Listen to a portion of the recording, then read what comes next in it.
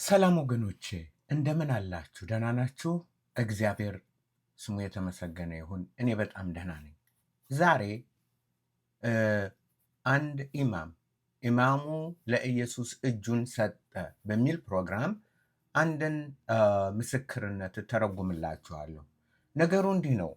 ወደ አሜሪካ አገር ከመጡ በኋላ ለ20 ዓመታት ትልቅ መስጊድ ከፍተው ኢማም በመሆን ብዙዎችን አሜሪካውያን ያልሆኑትንም ወደ እስልምና በመጥራትና የእስልምናን መሰረታዊ ሃይማኖት ትምህርት ሲያስተምሩ በእምነቱ ሲያጠኑ የቆዩ ብዙዎችን ወደ እስልምና የጋበዙ ብዙዎችን በእስልምና እምነታቸው ያጠነከሩ ኢማም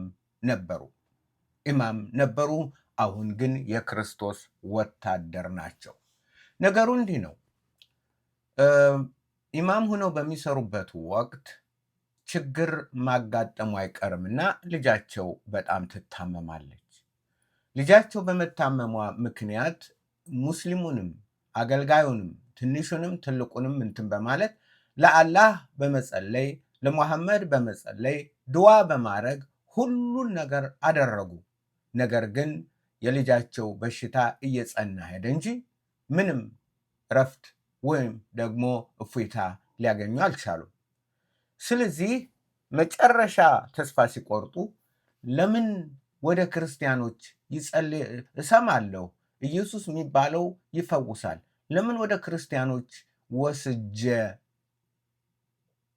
እንዲጸለይላት አላደርግም በማለት በሽተኛ ለብዙ ዘመን መናገር ማትችለው መውጣት መግባት ማትችለው በራሷ መንቀሳቀስ ማትችለውን ወደ ቤተ ክርስቲያን ይዘው ሄዱ።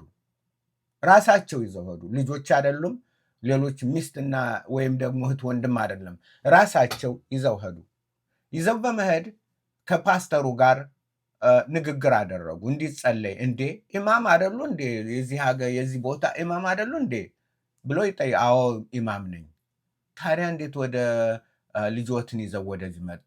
አይ ኢማም ነኝ ሃይማኖት ለመቀየር ሳይሆን ለልጄ መፍትሄ ለማግኘት ላጸልይላት ነው። በእኛ በኩል ጸልየን ለአላህ ጸልዬ ለሙሐመድ ጸልዬ መፍትሄ ስላላገኘን ምናልባት ኢየሱስ ይፈውሳት ይሆናል ብዬ ነው ልጄን ወደ እናንተ ይዤ የመጣሁ ሲሉ መለሱ። እስኪ ምስክርነታቸውን ከራሳቸው አፍ ብንሰማስ ምን ይመስላችኋል? ኢማሙ ለኢየሱስ እጃቸውን ሰጡ። እኔ ናቸው።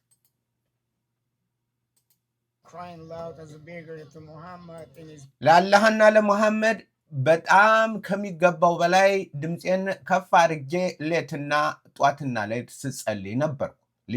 ልጄ እንድትፈወስ፣ ልጄ መፍትሄ እንድታገኝ፣ ጉዳዩዋ ድምዳሜ እንዲያገኝ ስጸልይ ነበር ነው የሚሉት። ለአላህ መልእክተኛ I say, my daughter not being healed by this praying after praying, I will go and never return back. So, and the pastor said, okay, now. እና ይህን ሁሉ ጸሎት ካደረኩ በኋላ ሁሉ ነገር መልስ ስላጣ ወደ ቤተ ክርስቲያን ይዤ መጣሁ እና ፓስተሩም እንዲህ ሲል ተናገረኝ። Do you really believe that Jesus can heal your daughter? And I said, እና አንተስ በእውነት ሆነ ኢማም ሆነ የእስልምና መሪ ሆነ ኢየሱስ ልጄን ያድናታል ብለህ ታምናለህ? If I would not believe, I would not be here. Well, ፓስተር ሆይ እኔ ባላምን ኖሮ እኔ እዚህ ቦታ እዚህ ቤተ ክርስቲያን አልገኝም ነበር። ኢየሱስ ያድናታል ብዬ ስለማምን ነው አሉ። They said, based on your faith, that Jesus today, yesterday is the same. That you put your faith in Jesus and his word time that he heal and bring dead alive and crippled to walk, blind to see. And today, by your faith, Jesus healed your daughter. ፓስተሩም እንዲህ ሲል ተናገሩ። በዚህ እምነትዎት መሰረት ኢየሱስ ክርስቶስ ትናንትናም ዛሬም ነገም ለዘላለም ያው ነው መጽሐፍ እንዲለው። ስለዚህ ይህ እምነት ካለው ድሮ ኢየሱስ አንካሳዎችን ሲፈውስ፣ ሙታንን ሲያስነሳ፣ በሽተኞችን ሲፈውስ የኖረ አምላክ ነው። አሁንም እየፈወሳለ። ስለዚህ በእምነትዎት ምክንያት ኢየሱስ ልጆትን ይፈውስልዎታል ሲል ፓስተሩ አረጋገጠልኝ ይላሉ። And I was expecting that he made long praying. So, እኔ but መቼም እንግዲህ ከዚህ በኋላ በቃ ረጅም ጸሎት ነው የሚሆነው። መቼም ይሁንበት ለልጄ ይጸልዩ እንጂ ረጅም ጸሎት ያርጉልኝ ብዬ ያው ረጅም እንግዲህ ያው እንደምታውቁት 7 ጊዜ 7 እንትኑን እየዞሩ አይደል የሚጸልዩ ምንድን ነው ካባውን ረጅም ጸሎት ረጅም አንድ ቀንና ሌሊት ሚያል ጸሎት እንዲጸልይላቸው ነው እንግዲህ ያሰቡት። I come in peace. So she was sleeping, and I thought, አጭር ጸሎት ተደረገ። እሷም እንደተኛሽ ነው። ብዙ ነገርም አዲስ ነገርም አልታየም። እንደተኛሽ ነው። ጸሎት ተደረገ። ምክንያቱም ብዙ በሽተኛ ስለሆነች የሚባለውንም አትሰማም። ስለዚህ እንደተኛሽ ነው። አጭር ጸሎት ነው የተደረገው አሉ። እሺ thought probably where is the line of oxygen? No, so I was scared. The following እና ምንም ለውጥ ወዲያው ሳላይ ስቀር ስኬርድ አሁንም በቃ ልጅ ተስፋ አጣሽ ማለት ነው። ወይኔ ብዬ እንትን አልኩኝ። ፈራሁ ለልጄ በጣም ምክንያቱም ምንም ለውጥ አልተደረገ ማለት። then I take it to the doctor, and the doctor said that no.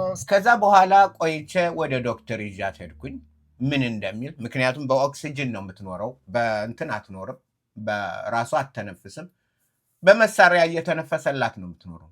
ስለዚህ ወደ ዶክተር ይዤ ሄድኩኝ። symptoms, and she is perfectly fine. ዶክተሯ ቼክ ካደረገች በኋላ ልጅህ በጣም ፋይን ናት፣ ደህና ናት፣ ምንም ነገር የለባትም።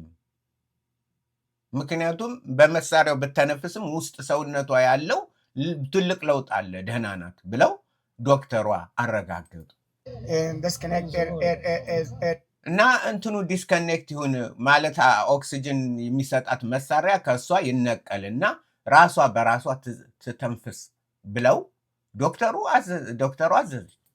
prescription, no medication, and she's 38-year-old now, and she's መድኃኒቷንም ሁልጊዜ የምትወስደውን ታቆም ተባለ። አቆመች። አሁን 30 ዓመቷ ነው እድሜዋ። perfectly fine, never been sick. አሁን ሙሉ በሙሉ ሰውነቷ አካሏ ተፈውሶ ፐርፌክት ሰውነት አላት። ምንም እንትን የሌለባት እንከን የሌለባት በሽታ የሌለባት ልጄ ኢየሱስ እንዲህ ያደርጋል ነው የሚለው። Sick again, but the point is that was a miracle sign that I saw Jesus. እዚህ ላይ እኔ ልነግራችሁ የምፈልገው ነጥብ ምንድነው? ፖይንቴ ምንድነው? አትኩሬ ልነግራችሁ የምፈልገው ምንድነው?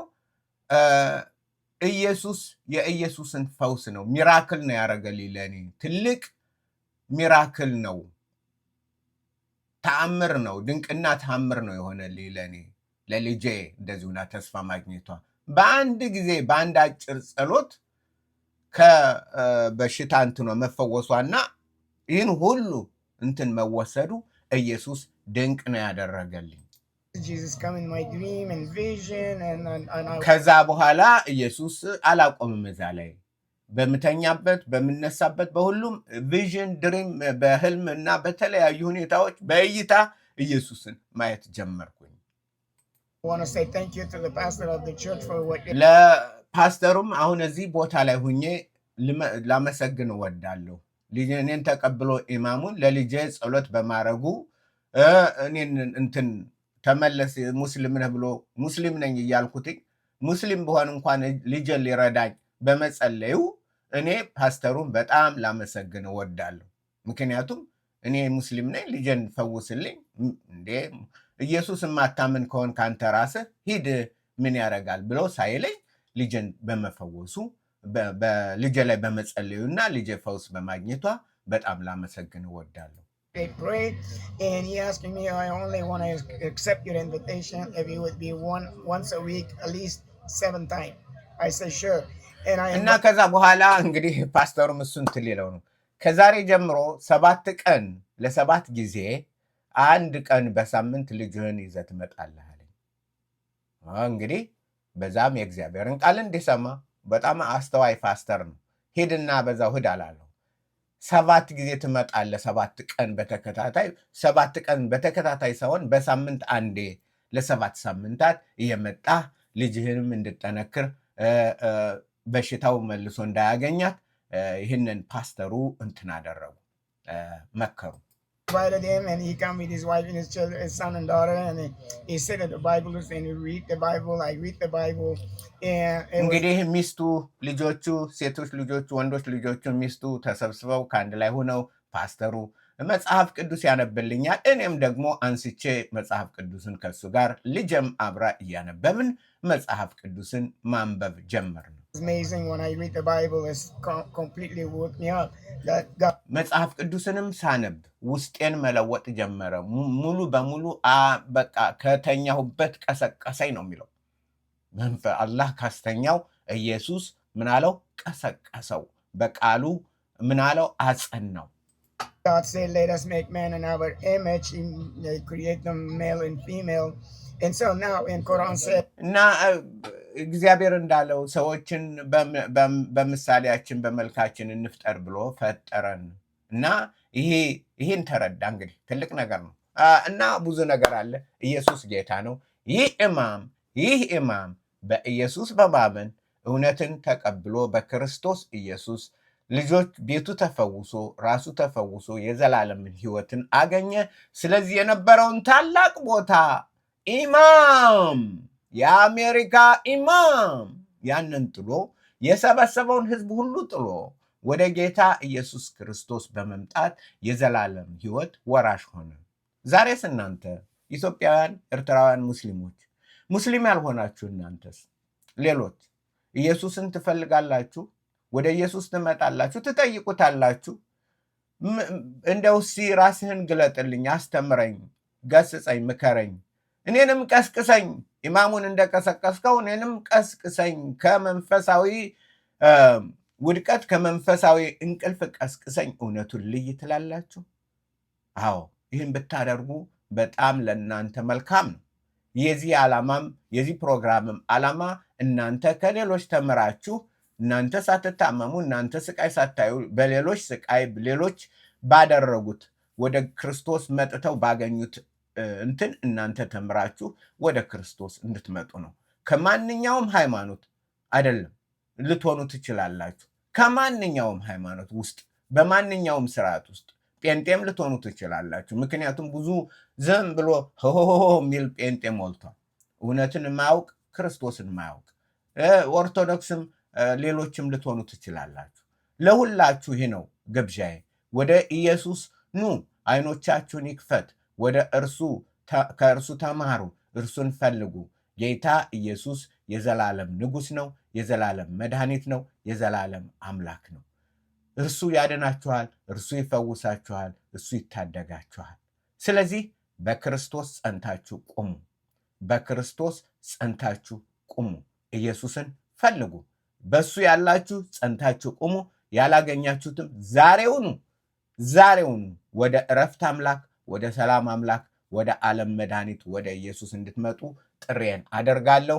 በሌላ ፕሮግራም እስክንገናኝ የእግዚአብሔር አብ ፍቅር፣ የጌታ ኢየሱስ ክርስቶስ ጸጋ፣ የመንፈስ ቅዱስ ኅብረትና አንድነት ከእናንተ ጋር ይሁን።